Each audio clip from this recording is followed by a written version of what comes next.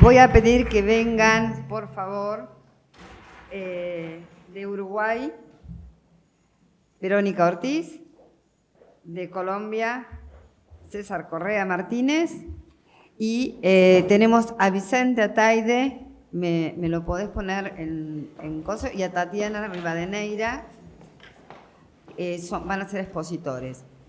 Y Vicente Ataide necesito que salga ahora. Les pido perdón que pase Vicente, pero tiene que ir a... ¿Está ahí? Vicente Ataide, sí. Tatiana Rivadeneira está, pero bueno, ahí me echamos. Vicente Ataide es juez en Brasil. Hola, doctor, ¿cómo está? Ahora, dado que usted tiene que irse a dar clases, usted comienza y yo lo dejo acá y te queda Tatiana Rivadeneira también después, pero vas sorteándolos. Professora Maria de las Vitórias, quanto tempo terei para a exposição? 15 minutos. 15 minutos, yo lo voy avisando por chat, no se preocupe.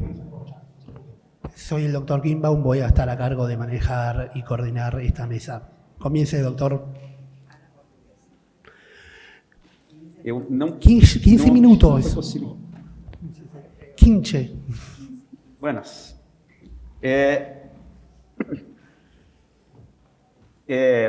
Boa noite a todos e a todas.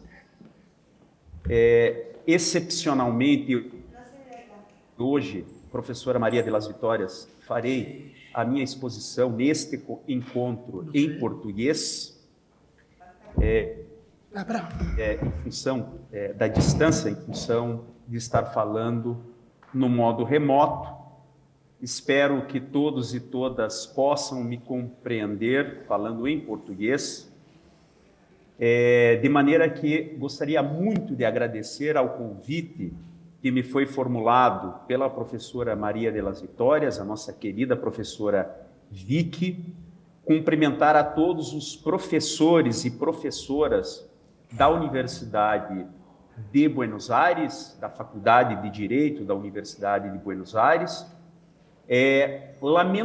Lamentei muito não poder estar pessoalmente em Buenos Aires para encontrar novamente os estimados amigos, todos de uma maneira ou de outra ligados à causa animal e à construção do direito animal em nossos países. Me permitam, eu tive a oportunidade, a convite da professora Vicky, de estar no encontro de direito animal do ano passado em Buenos Aires. Foi uma experiência riquíssima, vários contatos, adquirimos várias obras e eu faço questão aqui de trazer este livro da professora Maria de las Vitórias, que tive a oportunidade de adquirir na universidade, de maneira que este meu retorno ao nosso encontro em Buenos Aires, ele hoje é repleto de novidades. O direito animal no Brasil está passando por um momento bastante importante, uma vez que estamos discutindo a reforma do Código Civil brasileiro. O Código Civil brasileiro está sendo objeto de transformação. Eu tive a honra de participar da comissão de juristas responsável pela atualização e revisão do Código Civil brasileiro. Esta comissão, que foi instituída pelo Senado Federal Brasileiro, começou os seus trabalhos em julho, agosto de 2023 e encerrou os seus trabalhos. A Comissão de Juristas encerrou os seus trabalhos agora no último dia 17 de abril. No dia 17 de abril, a Comissão de Juristas entregou ao presidente do Senado Federal Brasileiro o anteprojeto, a proposta de reforma do Código Civil Brasileiro.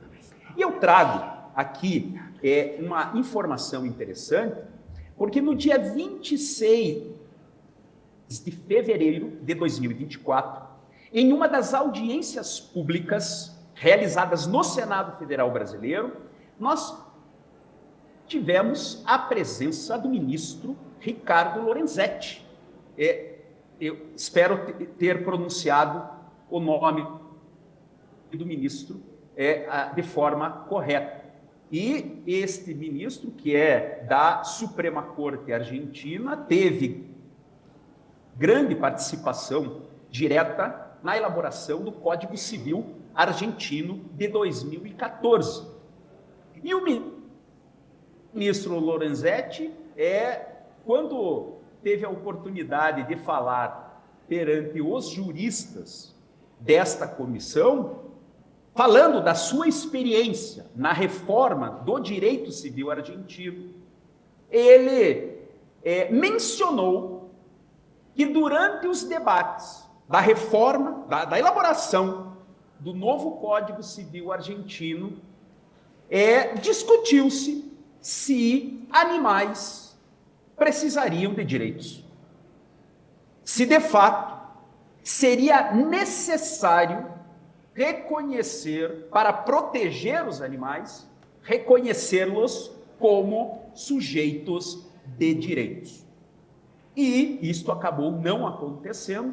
O Código Civil argentino de 2014 não trouxe, até pelas informações que eu obtive a respeito, nenhum avanço significativo na qualificação jurídica dos animais, exatamente para que pudéssemos, no direito civil argentino, trabalhar uma requalificação jurídica dos animais, especialmente na linha dos códigos civis europeus, para afirmar que animais não são coisas, como faz o Código Civil alemão, o Código Civil austríaco, o Código Civil suíço, ou, de outro lado, para reconhecer que os animais são seres vivos dotados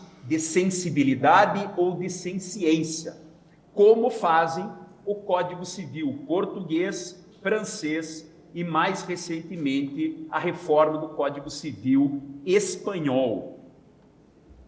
Muito bem. Na minha participação perante essa comissão, vejam por que esse momento do direito animal brasileiro é muito importante, né?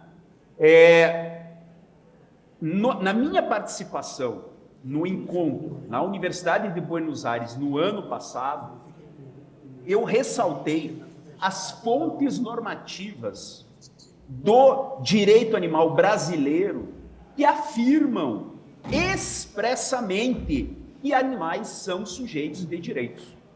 Nós temos, professores e professoras, várias leis dos estados, das nossas províncias, afirmando categoricamente que animais são sujeitos de direitos. O Brasil, como a Argentina, é uma federação. E, portanto, nós temos ordens jurídicas estaduais ou provinciais.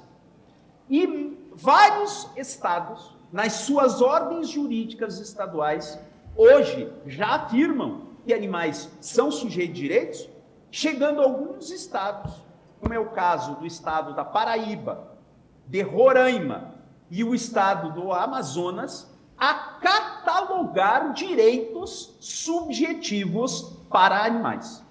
Então, nós temos dito que o Brasil o direito animal já está positivado, porque ele já, a afirmação dos animais como sujeitos de direito está nas nossas leis.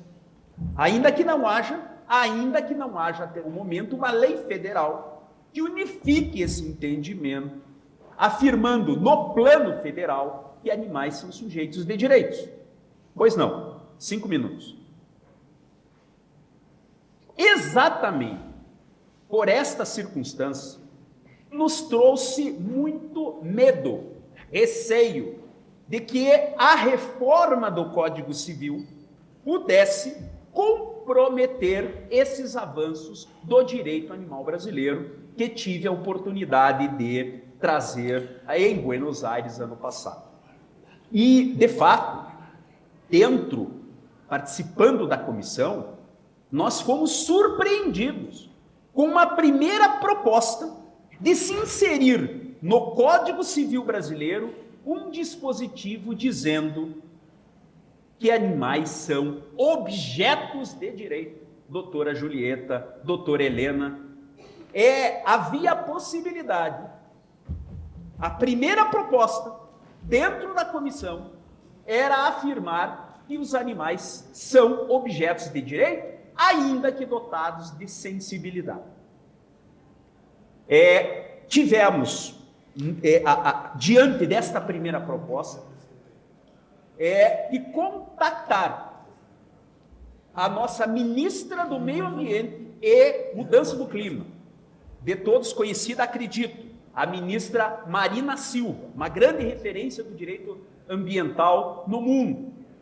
E o Ministério do Meio Ambiente e Mudança Climática enviou uma nota técnica à comissão de juristas, recomendando a supressão, a eliminação dessa expressão animais como objetos de direito.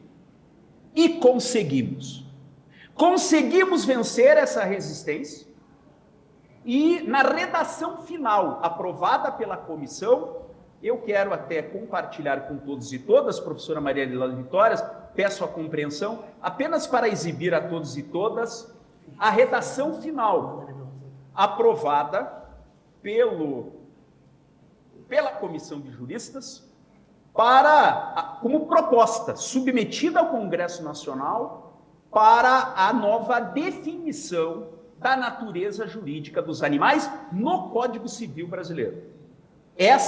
A proposta é a inclusão deste artigo 91A, ainda dentro do livro destinado aos bens do Código Civil, porém, sem afirmar que animais são objetos de direito. A redação, ela segue muito de perto a alteração de 2017. É muito nítido. Porém, nós já instituímos o termo sensibilidade que consta do Código Civil, a expressão seres vivos sencientes. Queremos crer que essa redação vai inaugurar no Brasil um estatuto da senciência animal. Ela, pelo que os professores e professoras e todos os presentes podem ver, o parágrafo 1º deste artigo remete a uma lei futura, especial à disciplina da natureza jurídica dos animais. Porém, haverá um limite, o Estatuto da Senciência, porque os animais não podem ser considerados coisas, são seres vivos sencientes, passíveis de proteção jurídica própria.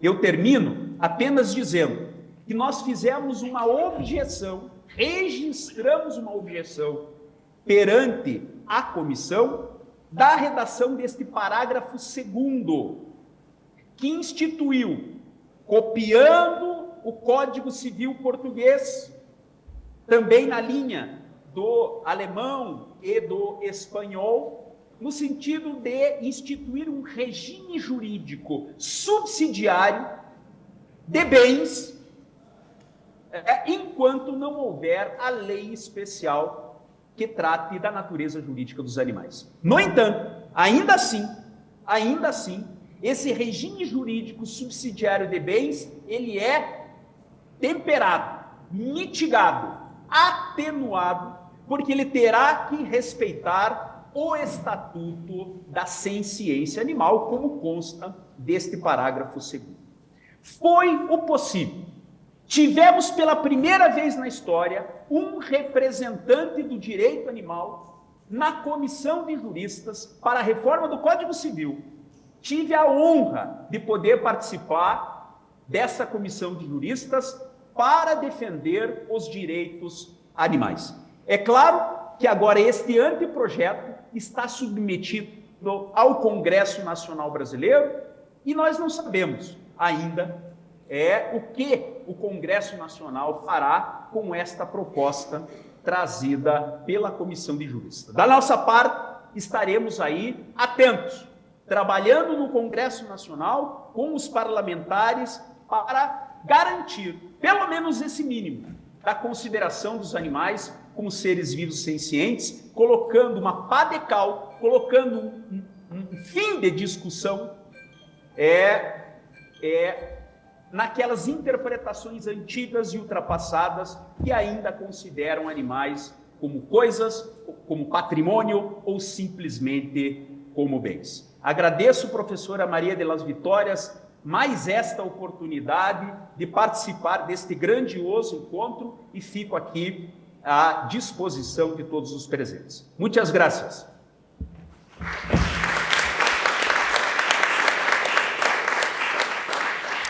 Muito obrigado. Perdón el intento de portugués. Seguimos con la próxima ponencia. Tengo que presentar a la próxima colega, a la doctora Verónica Ortiz, abogada por la UDELAR Uruguay, diplomada en Derecho por la UNSA, presidenta de la Comisión de Derecho Animal del Colegio de Abogados del Uruguay. Doctora, ahora habilito su cámara.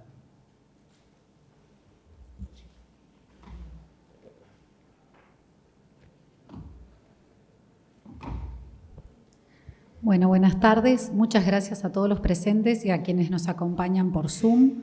Es un gran honor para mí estar hoy aquí en la UBA, una universidad referente para nosotros uruguayos.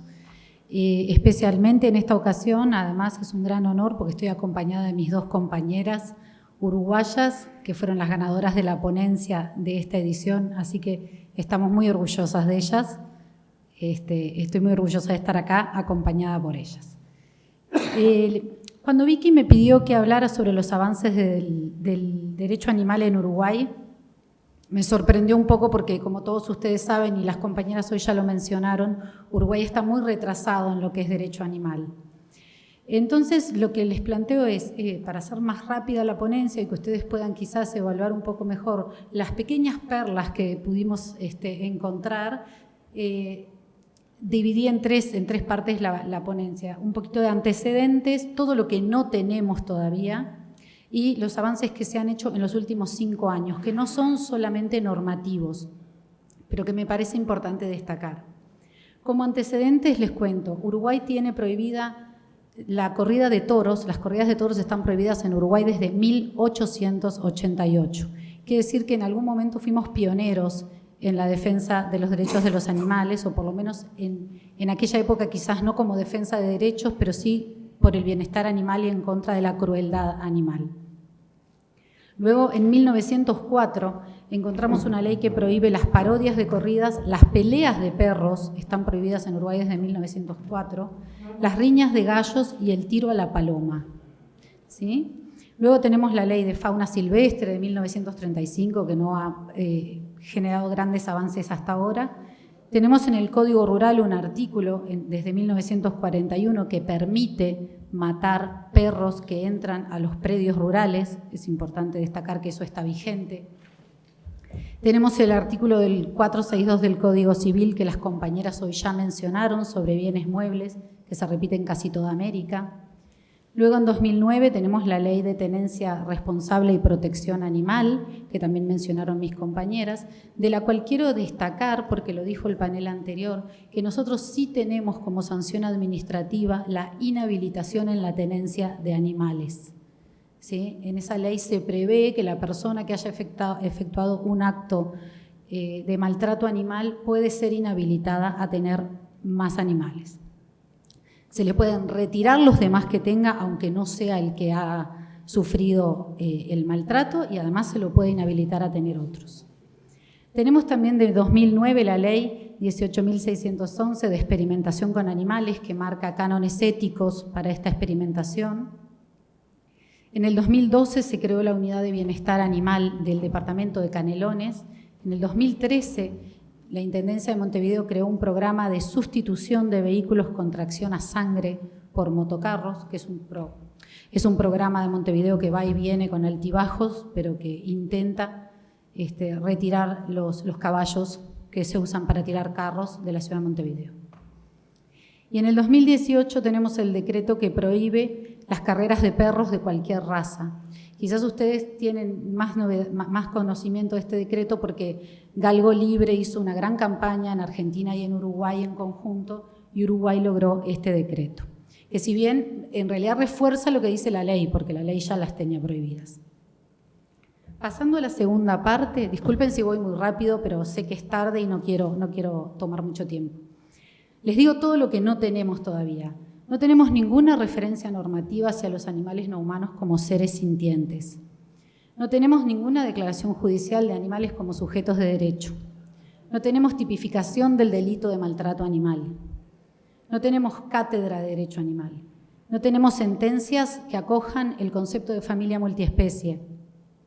No tenemos sentencias de alimentos y tenencia a favor de animales no humanos. Y no tenemos unidades especializadas, ni policiales ni fiscales, en violencia hacia animales no humanos. Y bueno, después de todo este panorama bastante desolador, les cuento lo que hemos hecho en los últimos 5 años.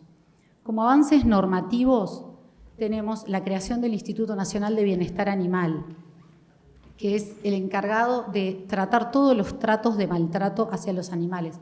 Como dijeron hoy las compañeras, la ley es muy amplia y parece que acoge a todos los animales, aunque en la práctica termina cuidando de animales domésticos, ¿no? De gatos y perros, y caballos, en líneas generales. Después, en octubre del 2020, el INBA consiguió una modificación a su ley con la posibilidad de solicitar órdenes de allanamiento, porque nos encontrábamos con el problema de que el INBA intervenía, pero si la persona no quería entregar el animal, no tenía la posibilidad el INBA de solicitar una orden de allanamiento al juez competente y de esa forma ingresar al hogar y retirarlo. Bueno, ahora eso existe. En el 2023, en noviembre, se creó por ley el Plan Nacional de Reproducción a cargo del Estado. El Estado paga, digamos, las castraciones y chipeo de los animales domésticos, por supuesto. Tenemos también de diciembre del 23 el Código de Ética Veterinario, que era un reclamo muy importante de nuestra sociedad, ya que no tenían los veterinarios ningún código que regulara su actuación. Tenemos una ley de pirotecnia, también de diciembre del 2023, que obviamente no es específica para los animales no humanos, sino para todos, pero que también genera un avance en la situación de los animales que tanto pedíamos. Luego, en febrero del 2024, tenemos la prohibición de sangrías de yeguas. No sé si acá le dicen también sangría de yeguas o granjas de sangre, que aunque no lo puedan creer, somos uno de los 3 países del mundo que todavía practica esta actividad aberrante. Bueno, el departamento de Canelones prohibió la sangría de yeguas en febrero del 2024 y el departamento de Maldonado lo prohibió en abril del 2024. Como avances judiciales, les puedo decir que en mayo del 2022 la Asociación Civil Trato Ético Animal interpuso un recurso de anulación ante el Tribunal de lo Contencioso Administrativo contra el decreto del Poder Ejecutivo que amplió las posibilidades de caza. ¿Sí? La amplió en lugares, habilitó la caza nocturna, todo esto sin ningún informe técnico del Ministerio de Ambiente. Así que ese proceso se encuentra en vía judicial. En octubre del 2023 también la Asociación Civil Trato Ético Animal impulsó una acción declarativa de derogación tácita de una normativa que autoriza las jineteadas. Lo que entendemos es que la ley 18471, que prohíbe el maltrato animal, deroga la ley de jineteadas tácitamente porque es una actividad intrínsecamente violenta. Y luego, en octubre del 2023, al responder una acción reivindicatoria por la restitución de unos perros, se incluyen elementos de familia multiespecie y derechos de los animales involucrados. O sea, se entiende, si bien el proceso, el que ingresa estos elementos es la demandada, es la primera vez que se responden con elementos de derecho animal. Otros avances no normativos de los últimos 5 años. En el 2021, 22 y 23 se llevaron adelante encuentros de derecho animal entre la Asociación Civil Trato Ético Animal y la Universidad de Derecho, la Facultad de Derecho de la Universidad de la República. Se creó la Comisión de Derecho Animal en el Colegio de Abogados del Uruguay. En octubre del 2023 se editó el primer libro de filosofía y ética animal que se llama Ellos miran, de Jorge Fierro, el primer filósofo uruguayo que escribe sobre derecho animal. Perdón, derecho no, ética animal. En octubre del 2023 se creó el Centro de Simulación en la Facultad de Veterinaria de la Universidad de la República, tendiente a que cada vez menos se utilicen animales para el estudio de casos y sí simuladores, y además todo un procedimiento ético de cómo utilizarlos cuando es imprescindible hacerlo. Luego tenemos que también estos últimos años se creó la Unidad de Bienestar Animal de Montevideo, del Departamento de Montevideo, y también un servicio de veterinaria y asistencia a animales accidentados en la vía pública, de forma gratuita a cargo de la Intendencia de Montevideo. Una institución, desde el año pasado, una institución médica está realizando terapias con perros, con niños que están internados en CTI, principalmente en la parte oncológica. También tenemos la participación de delegaciones uruguayas en las jornadas de Argentina, Chile, Brasil y Perú. Tenemos la formación de profesionales uruguayos en derecho animal en el exterior, porque lamentablemente en Uruguay no tenemos. Y les vamos a contar con muchísimo orgullo, entre las compañeras y yo, que para octubre de este año tenemos el primer curso de Ética y Derecho Animal para graduados en la Facultad de Derecho de la Universidad de la República, que estaremos interviniendo nosotras, a cargo del director del Instituto de Filosofía de Derecho de la Universidad de la República, de la Facultad de Derecho. Luego nos quedan simplemente algunos proyectos de ley en carpeta que me gustaría destacar. Están con media sanción en diputados un proyecto que modifica la ley 18471, asegurando la convivencia con animales domésticos en propiedad horizontal y cooperativas. Hay una discusión en Uruguay, y creo que acá en Argentina también existe, sobre si se puede o no se puede limitar el derecho a vivir con animales por asamblea de copropietarios en los condominios. Bueno, Uruguay estaría definiendo con esta ley que no se puede limitar ese derecho. También hay un proyecto de ley sobre prohibición de cirugías estéticas a perros y gatos. Otro proyecto de ley de hospital veterinario y un proyecto de ley de prohibición a nivel nacional de sangrías de yeguas. Además existen anteproyectos de ley de tipificación del delito de maltrato animal, pero todavía es un anteproyecto. Todos esos pequeños pasos que ha dado Uruguay, que quizás no tienen la entidad de un habeas corpus como el de Sandra, pero que son pequeños pasos, creemos que de a poco van mejorando. Primero que nada, van fortaleciendo el cambio de paradigma en la relación de los animales humanos con los no humanos y van fortaleciendo la posibilidad de generar nueva normativa, porque como todos sabemos, la norma viene después de que la sociedad está preparada para recibirla. No quiero terminar esta exposición sin hacer un reconocimiento muy especial a la sociedad civil uruguaya. Ha sido la sociedad civil la que todos estos años, antes de que la cátedra, antes de que la academia, ha mantenido el tema del bienestar animal o de los derechos animales, la preocupación por la situación de los animales viva, ha dado la lucha en varios frentes y no es poco importante destacar la actividad tanto de refugios, rescatistas y asociaciones civiles que hacen posible que hoy estemos acá. Muchas gracias.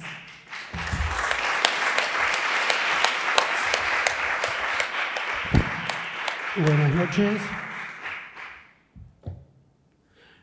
Muy bien, bueno, ahora va a hablar el último exponente de la mesa, el doctor César Correa Martínez, abogado, doctor en Derecho por la Universidad Carlos III de Madrid, candidato a doctor en Filosofía, docente universitario de pregrado, maestría y doctorado, director del Semillero de Derecho Animal de la Universidad Cooperativa de Colombia, y a quien, bueno, pongo. Vale, buenas tardes, noches para todos y para todos. Como no hago parte de la materia, yo sí quiero agradecer a Vicky por la invitación. Ya es la tercera vez que vengo a este encuentro internacional de derechos de los animales no humanos. Se me ha pedido el favor de que hable acerca de la experiencia colombiana en materia de derecho animal. Y les voy a hablar un poco de cómo ha sido la cuestión o la evolución, porque tengo entendido que a pesar de que quienes estamos dentro del derecho colombiano en materia de derecho animal somos bastante críticos de la legislación colombiana, tengo entendido por una estudiante nicaragüense que está haciendo un trabajo de tesis doctoral en materia de derecho animal que somos tenidos como un referente en materia de avances legislativos. Justamente hoy se está debatiendo ya en último debate en el Congreso de Colombia, en la Cámara de Representantes. Se esperaba que para el momento de la ponencia ya hubiera sido aprobada la eliminación de las corridas de toros, que abre una puerta bastante importante para la eliminación de todas las formas de violencia a través del disfraz de la culturización de la utilización de los animales para el divertimento humano. Pero voy a empezar ya la ponencia que va preparado. Generalmente escribo lo que voy a decir un poco para limitar el tiempo y saber que no puedo extenderme más allá. La primera norma expedida en Colombia en materia de protección de los animales, que no es la primera norma que incluye a los animales, porque ya estaban incluidos desde el siglo XIX, cuando se expide el Código de 1887, que es una copia del código que Andrés Bello escribe para la República de Chile. Se incluyó a los animales como simples cosas, como meras cosas o como semovientes. Y posteriormente en la ley 95 de 1936 se incluyó a los animales como un tipo de vectores, es decir, como algo que puede ser utilizado por el ser humano para la inoculación de enfermedades de tipo contagioso y había sido penado. Son algunas de las referencias más importantes en las que se encontraba la figuración de los animales dentro de la normatividad colombiana. Sin embargo, en 1968, con ayuda de la Iglesia Católica, se prevé o se presenta la posibilidad de un proyecto de ley para la creación de juntas de protección animal en cada uno de los municipios, y es así como en 1972, 5 años después de haber sido presentado el proyecto de ley, se expide la Ley Quinta, por medio de la cual en los municipios habría juntas defensoras de los derechos animales. Esta ley quinta fue muy famosa en el año 2000 porque después de un estudio de la Procuraduría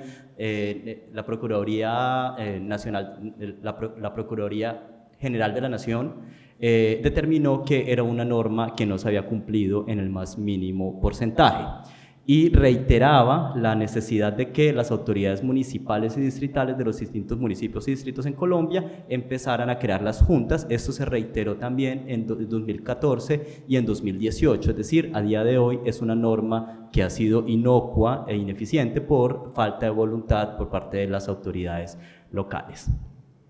También se empezaría a expedir 2 años después el decreto 2811 de 1974 es el Código Nacional de Recursos Naturales Renovables y Protección del Medio Ambiente, que incluye a los animales como medios de producción o medios de apreciación por parte del ser humano. Esto es una visión, esto es un ejemplo de esa forma de concebir al animal desde la perspectiva antropocéntrica que tanto se ha hablado el día de hoy, que pervivió hasta 1974 y que pervive a día de hoy. Es decir, los instrumentos de los que yo les voy a hablar y de los proyectos que hay en este momento en construcción en Colombia siguen teniendo una perspectiva netamente antropológica, también por un tema de estrategia política y de empezar a llenar espacios de a poco que incluyan a los animales cada vez más dentro del derecho. Hay un ejemplo se expide la Ley 9 de 1979, una ley a la cual sí tuve un acercamiento durante mucho tiempo, debido a que mi formación siempre fue en Derecho Sanitario, y es el Código Sanitario Colombiano, que establece, entre otras cosas, la obligación de las autoridades públicas de prohibir que los animales se acerquen a las fuentes de agua que puedan ser aprovechables por el ser humano. Esto se relaciona un poco con el tema que me ha interesado siempre a los animales, y es cómo el ser humano expulsa a los animales del territorio y los deja sin un lugar en donde estar, sin donde vivir, y cada vez el espacio que tienen los animales es más estrecho.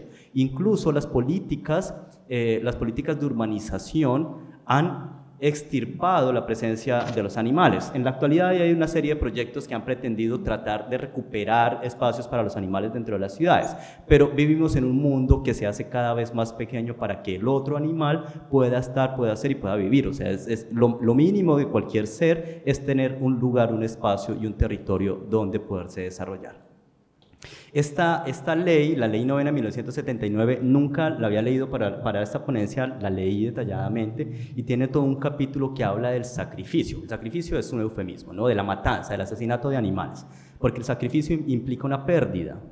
El sacrificio como palabra implica que el que sacrifica pierde algo, y cuando hablamos de que la matanza de los animales no se pierde nada, sino al contrario se está ganando económicamente o se está obteniendo un gran provecho, pues ahí no hay ningún sacrificio.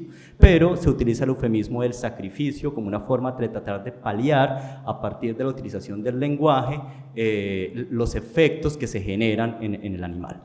Pues bien, hay todo un capítulo de las normas sobre sacrificio que es tétrico, o sea, es una historia de horror. Yo nunca había leído en una norma jurídica algo de la categoría que establece la Ley 90 de la forma, porque es que es muy específica, y me imagino que esto estará en todas las legislaciones, la manera detallada en la cual deben ser asesinados los animales. Habla de degollamiento, de desollamiento, del asesinato de animales sospechosos. De hecho, habla de que un animal puede ser asesinado por ser sospechoso de tener alguna enfermedad o ser vector de algo, y luego se hará un examen post-mortem para verificar si efectivamente el animal, es decir, un animal ni siquiera tiene el derecho a la presunción de estar sano.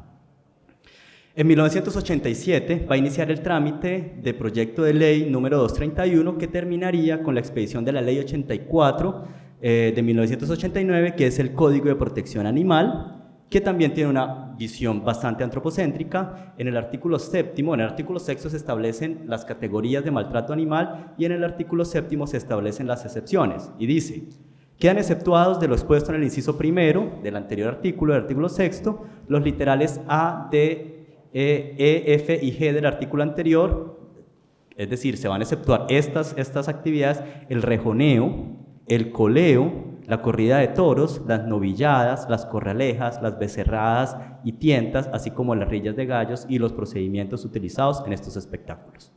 Estas excepciones, que están en estos literales del artículo 7º, hablan de la causa de la muerte innecesaria de un animal, la agonía o sufrimiento de un animal, evitar la agonía y sufrimiento de un animal, el uso de animales vivos para el entrenamiento de otro tipo de animal más feroz, usar animales en espectáculos públicos que impliquen maltrato, y la tortura y muerte y el enfrentamiento entre animales. Es decir, estas actividades quedaron exceptuadas cuando se trata de este tipo de actividades.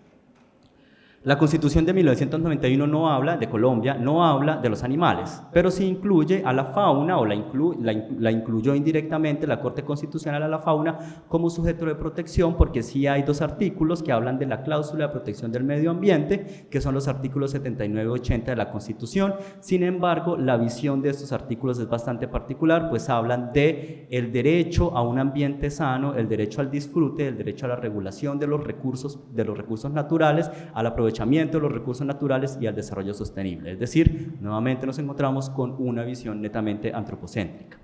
Hay una sentencia que no habla de los animales, habla del medio ambiente, que es la sentencia T622 del 2016, que aclara que hay dos visiones en relación con el derecho y la naturaleza, y por ende también, como ha dicho la Corte Constitucional, los animales.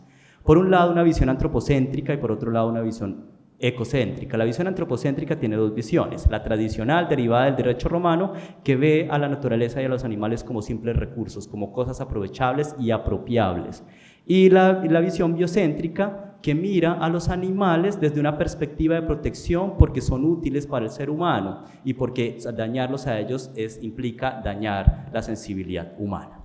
Pero hay otra visión, que de esta hay muy poca referencia en la Corte Constitucional, que habla de una visión ecocéntrica en la cual sí le otorga interés inherente a la naturaleza, en este caso solamente a la naturaleza. Es decir, la naturaleza es algo que tiene valor propio, valor inherente propio.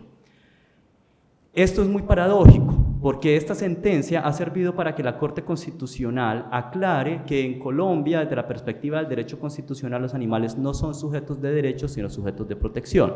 Es decir, son sujetos de deberes negativos por parte de los seres humanos, al tiempo que ha declarado que, por lo menos desde lo que yo conozco, hay 3 ecosistemas que sí son sujetos de protección, que son el río Atrato, el río Ranchería, afectados por la minería ilegal, y la cuenca del Amazonas. Sin embargo, ha aclarado en al menos 3 sentencias, como la sentencia T-142 del 2023, la sentencia SU-016 del 2020 y la sentencia C-666 del 2010, que los animales no son sujetos de derecho en el derecho constitucional colombiano, lo cual es muy lógico, porque el argumento que ha utilizado la Corte es que los animales no tienen posibilidad de agenciamiento judicial para garantizar, pero pues hay muchos seres humanos que tampoco tienen la posibilidad. Pensemos en un niño menor de 1 año que no tiene la posibilidad de agenciamiento judicial para la protección de sus derechos, y por eso existe la agencia por otros, que puede ser, o que se dice desde la perspectiva del derecho animal, que es la posibilidad de materializar los intereses, porque tener un derecho es tener un interés. Pero sí ha habido instrumentos, por ejemplo, que reconocen que los animales pueden gozar del espacio público, de los parques, lo cual es evidentemente un interés protegido y se convierte en un derecho que puede ser garantizado por los jueces a través de la agencia por otros, pero eso es otra discusión.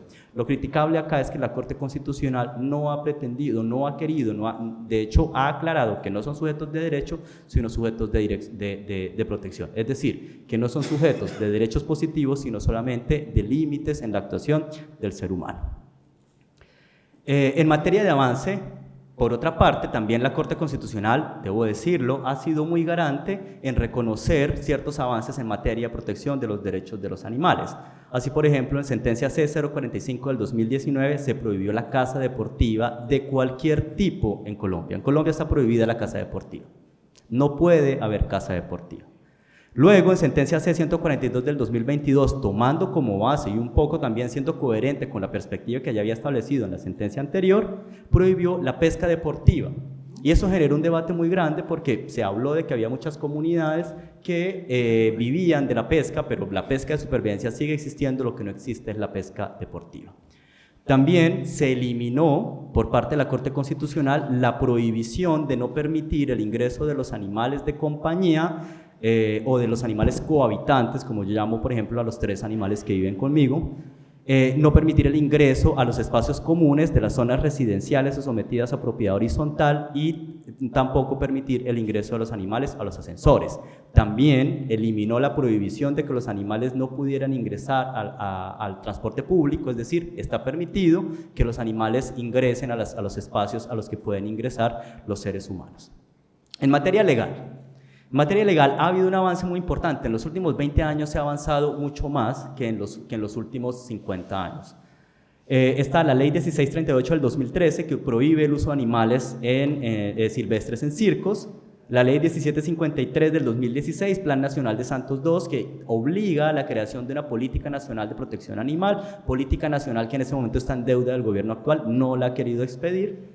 La ley 1774, que este es un hito en materia de derecho y protección de los animales, porque los reconoce como animales, como seres sintientes. Los animales son seres sintientes en Colombia, a pesar de que no sean sujetos de derechos, son seres sintientes, y eso ha servido un poco para que se haga un llamado a las autoridades, sobre todo de policía, que han sido las más ágiles en materia de protección de los derechos de los animales. También está la ley 1801 del 2016, que actualizó el Código de Policía Nacional, que incluye a los animales como sujetos de protección y convivencia, y esto es muy importante porque dice los animales también tienen derecho a la ciudad. endurece las medidas policivas en contra de la mascotización de los animales silvestres y obliga a que en los planes de ordenamiento territorial todas las autoridades municipales incluyan planes planes de adecuación de espacios para los animales. Está la Ley 2047 del 2020 que prohíbe la experimentación, importación, comercialización de productos que hayan testado con animales, que entra en vigencia el 10 de agosto próximo, el 10 de agosto del 2024. Está la Ley 2054 que modifica el Código de Policía y ordena que se creen albergues para la protección de los animales y elimina el sacrificio animal como una medida para el control de los animales. Y de hecho, los albergues no pueden eliminar, no pueden matar a los animales. La Ley 2153, que crea el Sistema de Información y Registro de Animales para prevenir el tráfico ilegal de fauna silvestre. La Ley 2318, que prohíbe el uso de animales para disuadir protestas sociales, manifestaciones sociales. Y también está el proyecto de ley que pensé que ya iba a ser ley al momento de esta ponencia y que no. También ha habido varios proyectos de ley. Hay un proyecto de ley bien interesante a propósito de lo que hablaba el doctor Rabinovich, y hay un proyecto de ley que se denomina Ley Lorenzo, que promueve el uso de tecnología para materia de seguridad, porque es inconcebible que en Colombia todavía los animales se utilicen para la detección de armamento, de drogas, de municiones, de bombas, etcétera, a pesar de los altos avances tecnológicos que hay para prevenir ese tipo de medidas. Eso se encuentra en todas partes en Colombia, en los edificios, en los centros comerciales, hay animales siendo instrumentalizados. La ley prohíbe, el Código de Policía prohíbe que un vehículo esté encendido cuando un animal lo esté oliendo, pero eso no se cumple. Entonces obliga a los animales a respirar el humo que sale de los vehículos. Ha habido otros proyectos archivados, pero ya me quiero detener y ya un minuto y termino. Y es que, ¿qué está pasando en este momento? Les quiero traer dos casos que hay en discusión en la Corte Constitucional. Uno es en sede de revisión de tutela, la Corte Constitucional está estudiando la posibilidad de decretar que los animales hacen parte de la familia, en el famoso concepto de familia multiespecie. No me quiero detener ahí, básicamente es un divorcio en el cual uno de la pareja dice que él quiere legitimar un régimen de visitas porque el animal hace parte de su familia. Y el otro asunto, que es inaudito que exista, fue una demanda de constitucionalidad que se interpuso por un grupo de profesores y estudiantes, del cual hice parte, para pedir la inclusión de los animales dentro de los bienes inembargables en materia de cobro de deudas o de creencias civiles. ¿Qué alegamos nosotros en este? Alegamos que había una omisión legislativa relativa, no podía haber una omisión legislativa absoluta. ¿Qué pasa? Que para el año 2012 el legislativo actualizó la legislación respecto del establecimiento de qué bienes no son embargables, y están las medallas, están los televisores, está la cama, están los anillos de matrimonio, están los símbolos religiosos, y en ningún momento incluye a los animales. Esto, alegamos nosotros, es desproporcionado. Esto, alegamos nosotros, no incluye la cláusula de obligatoriedad que ha establecido la Corte Constitucional, que debe estar dentro de las políticas legislativas, y parece ser, esperamos que sí, porque por lo menos los conceptos previos emitidos por la mayoría de las autoridades públicas y de las universidades dicen que es posible, que realmente no se garantiza el cobro de una deuda con los animales, y el daño que se ocasiona al cohabitante del animal y al animal mismo es excesivo si lo que se busca es justamente que exista un medio para el cobro de cualquier tipo de acreencias. Perdón, me salté dos minutos, pero espero que me disculpen. Está bien. Muy bien. A ver, pásame, te lo voy a pedir ahora y me pasé el micrófono. Puede comenzar, doctora. Perfecto. Bueno, muy buenas tardes, noches, en donde nos encontremos. Yo soy Tatiana Rivadeneira Cabezas, abogada, activista por los derechos de los animales. Varios años, pues trabajo fuertemente acá en el Ecuador. Soy quiteña. Por favor, si me confirman si se me escucha bien, si no, también me lo hacen saber. Pues trabajo acá en el Ecuador. Y pues parte de las aficiones y parte del trabajo activista que realizo es alrededor de los derechos de la naturaleza y principalmente alrededor de los derechos de los animales. Estamos pues participando no solo ya hoy por hoy, gracias al caso del famoso caso Estrellita, pues que tuve la participación ahí como la abogada defensora en el caso de la Estrellita, pues con la Fundación Victoria Animal, y evidentemente todo lo que nosotros hemos visto que ha ocasionado y que este caso ha provocado dentro del Ecuador. Me encantaría pues hoy traerles excelentes noticias, decirles toda la gama de casos y toda la gama de sentencias que tenemos después del caso Estrellita, que en realidad es muy lento todos los efectos que creíamos que iba a ocasionar Estrellita. Ahora, muy bien, hoy particularmente quiero contarles más, pues, la importancia de la participación ciudadana. Nosotros en el Ecuador hemos tenido ahora pues el ejercicio de 2 consultas populares, tanto nacional como la consulta popular cantonal en la ciudad de Quito, y estas son las 2 consultas y las lecciones que nos han dejado, o sea, la importancia de esta participación ciudadana, de este ejercicio de una democracia directa, pues a favor de los animales en el Ecuador. Nosotros, pues como movimiento animalista y también en todas las organizaciones animalistas nos hemos involucrado en este ejercicio con el fin de que podamos a través de estos mecanismos pues tener valiosos resultados. Ahora, muy bien, esto es de los 2 casos que les quiero comentar en el día de hoy, en esta ponencia. ¿Y por qué? Pues mencionarles también un poco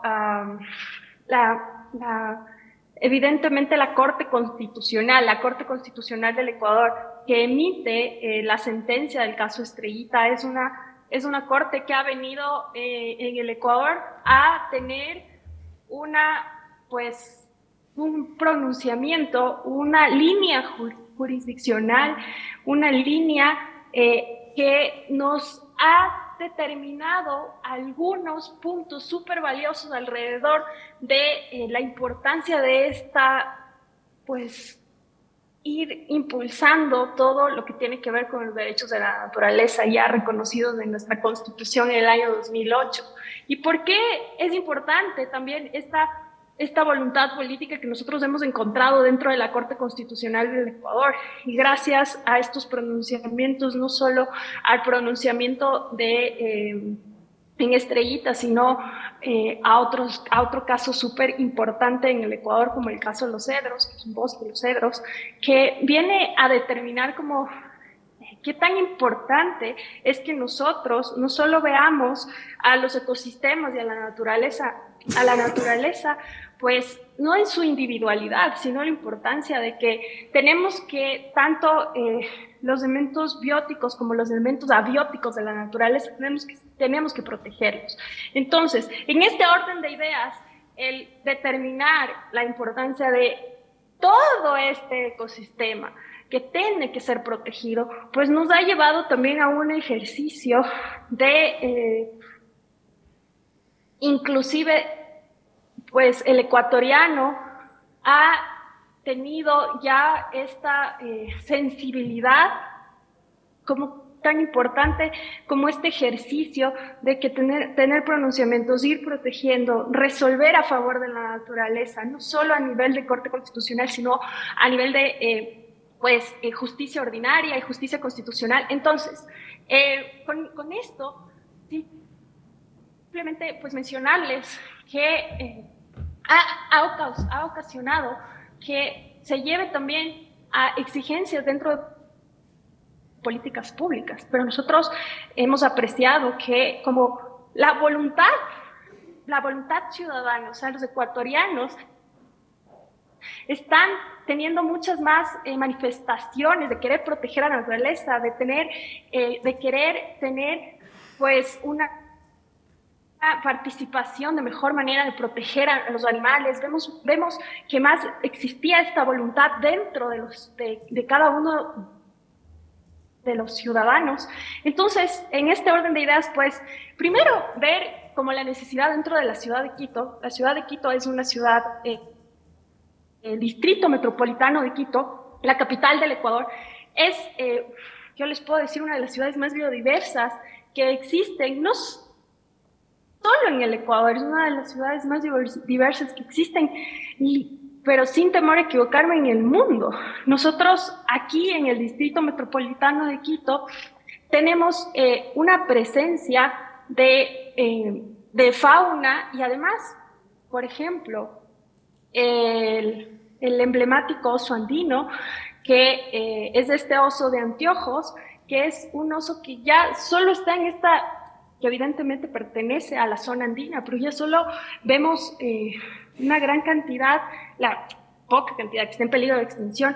Aquí en esta zona nosotros tenemos dentro de la ciudad de Quito, dentro del distrito metropolitano de Quito, este nivel de especies. Y no solo esto, sino también Quito es declarado una reserva de biosfera por la UNESCO, y que evidentemente, ¿por qué? Porque por toda su cantidad de fauna y flora, y insisto, como les digo.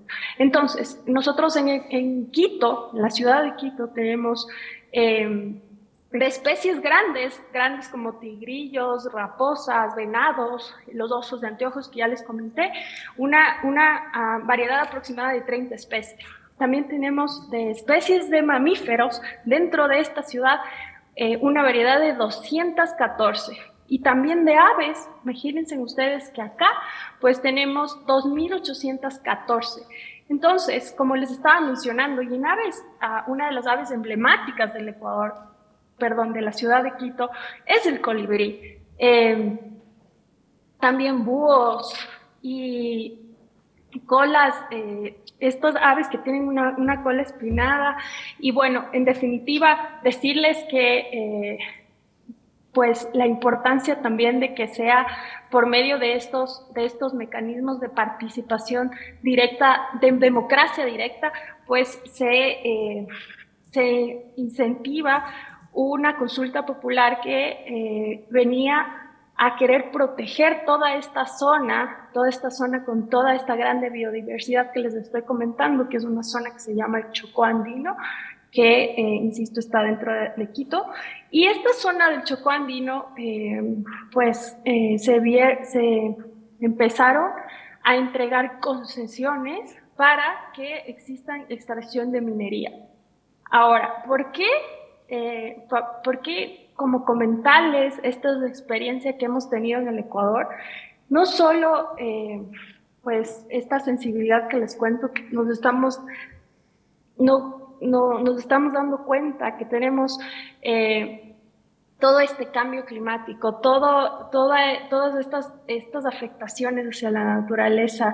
Siento que cada uno no solo de los ecuatorianos, sino creo que alrededor del mundo nos estamos dando cuenta de la crisis climática y las afectaciones en las que estamos viviendo. Entonces, por eso, como necesario tener y llevar créanme que ha sido una buena experiencia dentro del Ecuador, porque en el caso de la consulta popular que les estoy contando de Quito, como también la consulta popular nacional, que es la consulta de Yasuní-Teté, que ya les voy a contar un poco de esta consulta. Fueron 2 consultas populares que ganaron, fueron con mayoría, tuvieron la mayoría, pero por lo que les estoy mencionando. Entonces, como yo, mi intención es hablar de la importancia también del uso de estos mecanismos democráticos en los que yo creo que les hemos dado hasta aquí a las autoridades, al gobierno. O sea, al gobierno no queremos más estas actividades. En el caso de Quito, en el caso de Chocó Andino, se empezaron a hacer actividades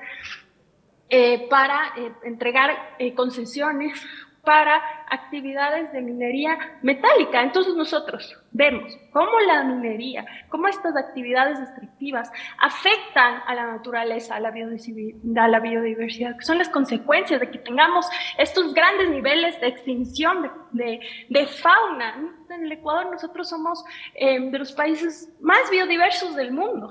El Yasuní es la zona en la Amazonía del Ecuador. Es la zona que por metro cuadrado es la más biodiversa del mundo. Es una zona en la que en el 2013, bueno, en el 2011 se empezó con todo este proceso, pero en el 2013 se negó.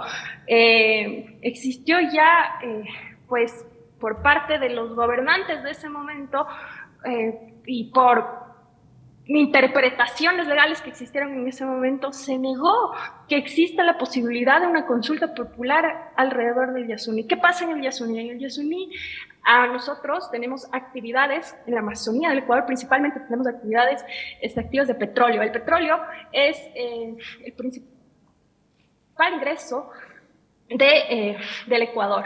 Entonces, el Ecuador, les puedo decir que es un país petrolero, en el que nosotros nuestros ingresos pues los generamos principalmente alrededor del petróleo. Entonces, esta voluntad política de priorizar el sistema económico, de priorizar a estas empresas, de priorizar a las transnacionales, de priorizar la destrucción de nuestra Amazonía, pues ya les quiero comentar que los ecuatorianos se organizaron, nos organizamos en el año pues 2011, que empezó toda esta idea de recolectar firmas, de que sea una iniciativa ciudadana, de que no queremos actividades destructivas en una zona tan biodiversa y tan importante como era en ese momento el tema que es hasta el día de hoy la zona del Yasuní en el Ecuador.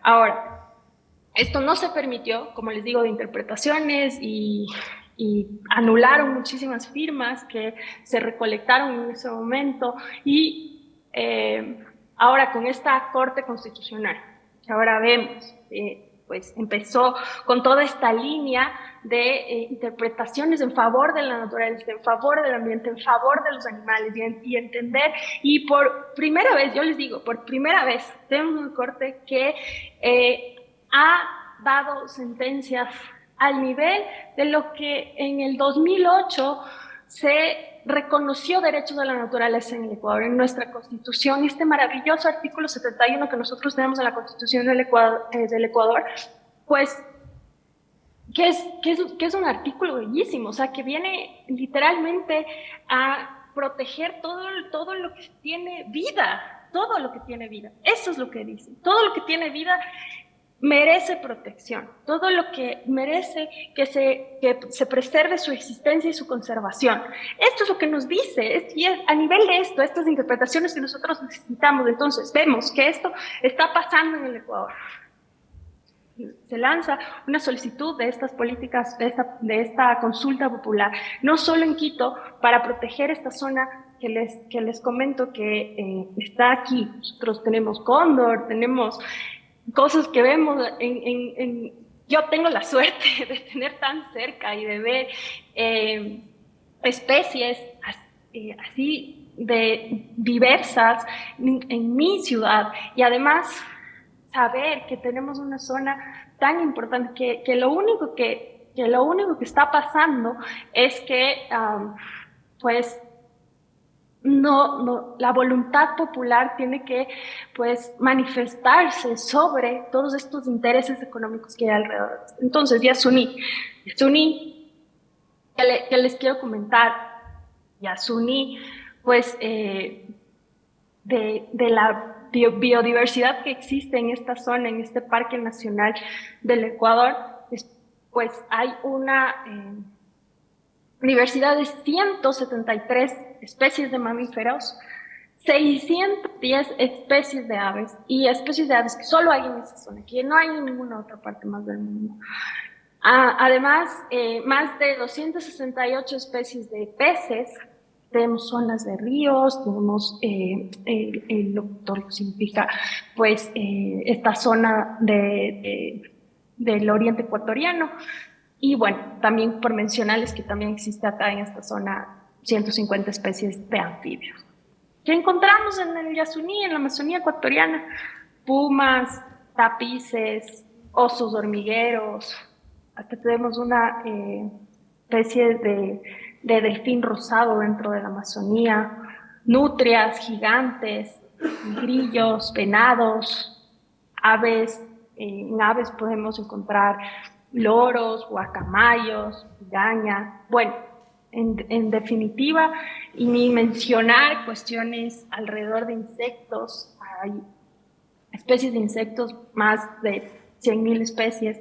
Entonces, de esto estamos hablando. Y como les estoy diciendo, como invitar también al activismo del mundo, esta experiencia que hemos tenido en el Ecuador, que ha sido favorable. La mayoría, pues, votó en favor de que no queremos más. Sabemos todo el daño a la naturaleza, al ecosistema, que está generando no solo las actividades de explotación petrolera, sino también todas estas actividades de explotación minera en Ecuador.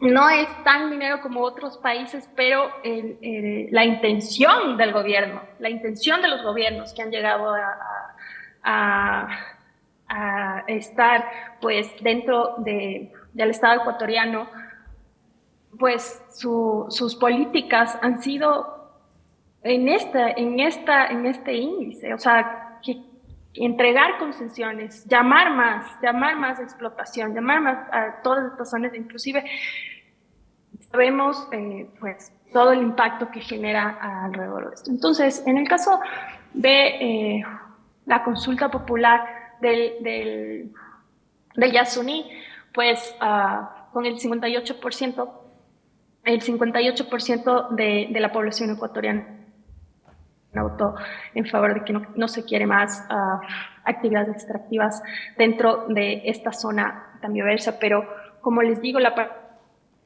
particularidad de este caso, y es un caso bastante interesante, comentarles que tuvimos que esperar 10 años para que exista una corte consciente que emita este tipo de sentencias y que además sea viable poder empezar este ejercicio. Y que evidentemente, como ahora nosotros estamos viendo que podemos, a través también inclusive de estas consultas populares, poder solicitar también a los gobiernos, no solo al gobierno nacional, sino también a los gobiernos descentralizados, de determinadas actividades que se paren, además también con esta manifestación expresa de la voluntad de la voluntad popular, y que además este ha sido un proceso en el que nosotros vemos que es el único mecanismo que hemos podido parar estos grandes e importantes pues actividades que, como les denomino, siempre los gobiernos van a priorizar la cuestión económica. Entonces, en favor de la fauna en el Ecuador, vemos el ejercicio de que la consulta popular ha sido un mecanismo para nosotros de poder parar estas actividades extractivas que nos están llevando a la extinción de especies. Con esto, pues por cuestiones de tiempo, yo me despido y me quedo abierta a las preguntas. Muchas gracias.